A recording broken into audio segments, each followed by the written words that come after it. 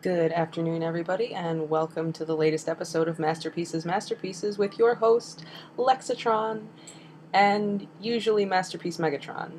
But I had to pack him up.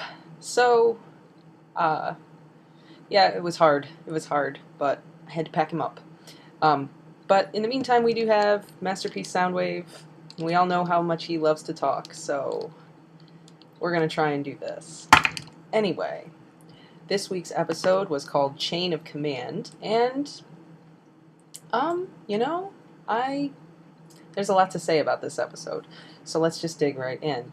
Um, First of all, the very first 20 seconds of the episode are just the intro, as it were, are just, we get to see Predaking unfreeze himself from the Arctic and kind of take off. So we know from 2 episodes ago that Predaking is much more resilient than we thought. Predacons are much more resilient than we thought. And that was a great way to just reopen the episode with, yes, Predaking's back. He wasn't down for long. I mean, seriously. Ice stopping the Predacon? Come on now, guys. But anyway, so that's our introduction to the episode. Predaking wakes back up. Very cool. And then we get to see the new intro again, the new Beast Hunters intro. I'm still kind of in awe of it. I watched it 3 times when I watched the premiere of the 5th episode last week, and I had to watch it a couple of times again this week because I just love the new intro. It's just so awesome. It's just so great. Alright, so the episode starts out, we're on the Nemesis, everybody's just kind of hanging out, doing their thing, sending Viacons out to mine for Energon, same old, sending Viacons out to look for Predacon relics, same old. And then we find out that Predaking comes home. He comes back to the Nemesis. And Starscream is very upset and disgruntled because he thought, with Predaking being frozen, he thought Shockwave's experiment was a failure and he was going to start looking good in Megatron's eyes again. And, well, that doesn't really happen. Predaking comes home. Isn't that cute? Predaking knows how to find his way home. But anyway, so Predaking comes back, and Starscream is given charge of Predaking by Megatron. Much hilarity ensues from this particular situation. Starscream is scared to death of Predaking, and Predaking isn't very nice to him, so we get a lot of great interaction there that's just a lot of fun. And Starscream ends up wearing the Apex armor whenever he's around Predaking. That'll give you an idea of how scared he is, I suppose. It's very funny. It's very... I don't know. It was great to watch. Meanwhile, back at the Autobot base, Bulkhead, Wheeljack, Ultra Magnus, they all go out to see what the Decepticons are mining for, and they are going to go and try and stop them.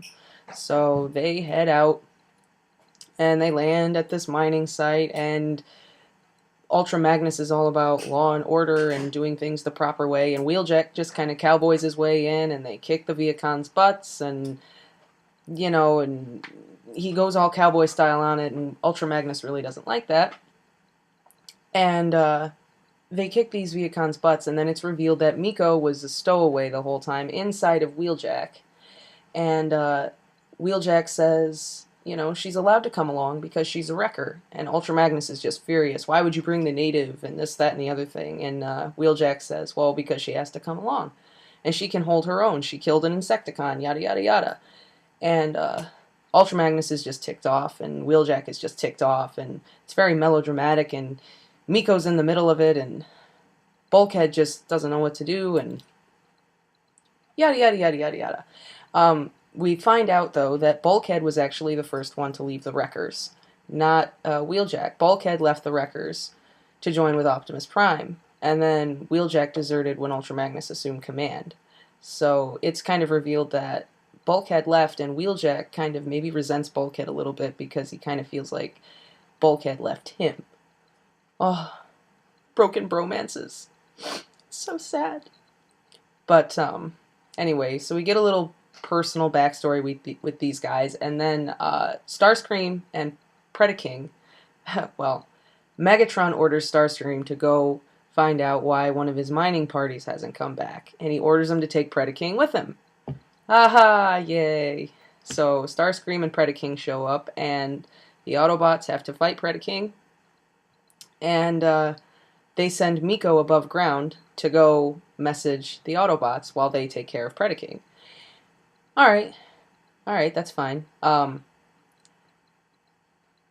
It immediately cuts to Miko and what goes on up above ground, and she tries to sneak aboard the ship to get in touch with the Autobots, but of course Starscream catches her, and um, the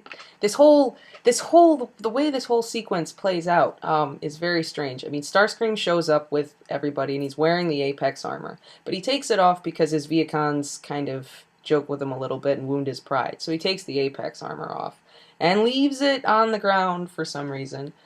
And anyway, when he meets up with Miko later, she's running around, he's trying to catch her, bing bam boom chaos, she ends up inside of the Apex armor. And proceeds to fight with the Viacons and Starscream and hold her own. Yeah, she holds her own against Starscream and the Viacons, and yeah. Meanwhile, Wheeljack throws a bomb at Predaking, which he intends to go down Predaking's throat and blow him up, but instead it bounces off the wall and nearly blows everybody else up. Predaking shoots out of the ground and attacks Miko, and she withstands, she survives the attack, she's wearing the Apex armor and everything else, and then the Autobots show up, and Starscream retreats, and Predaking finds the relic that the miners unearthed. And it looks like an eyeball or something, honestly. It's like this little spherical thing. It looks like an eyeball. But he finds the fossil. And you see, when Predaking finds the fossil and picks it up, he has this flashback of something in his head. And I think that's very important, ladies and gentlemen. I think that's very important. I think we need to pay attention to that, because I think that signaled that there's something else, like just waking up in Predaking. And that's going to lead to some kind of development later on. I'm not sure, but I think it's going to be serious. I think Predaking is starting to think about things. So Predaking picks up the relic and flies off to bring it back to Megatron. The Autobots show up. Starscream sees the Autobots, turns tail, and runs away, leaving the Autobots in possession of the Apex armor. Megatron's going to be very happy about that, I'm sure. Now, the Autobots don't retrieve the relic, but Miko does regain the respect of Ultra Magnus and Bulkhead, and, you know, they kind of call her an honorary wrecker, because she kind of kicked butt. And Wheeljack says, yeah, you really kicked butt. And then he says, I want to remember this the way it is, and he breaks up the band and goes solo.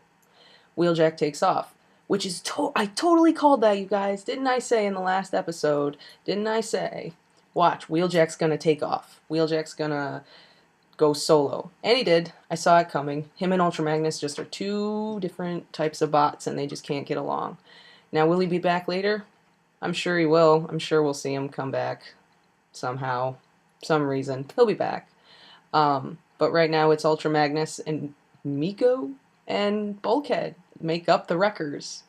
Very interesting. I hate Miko, and I still hate Miko, but it was kind of funny to watch Starscream get the crap kicked out of him by Miko. It's just humiliating. What's he going to say to Megatron? What would I say to Megatron if that happened? I don't know.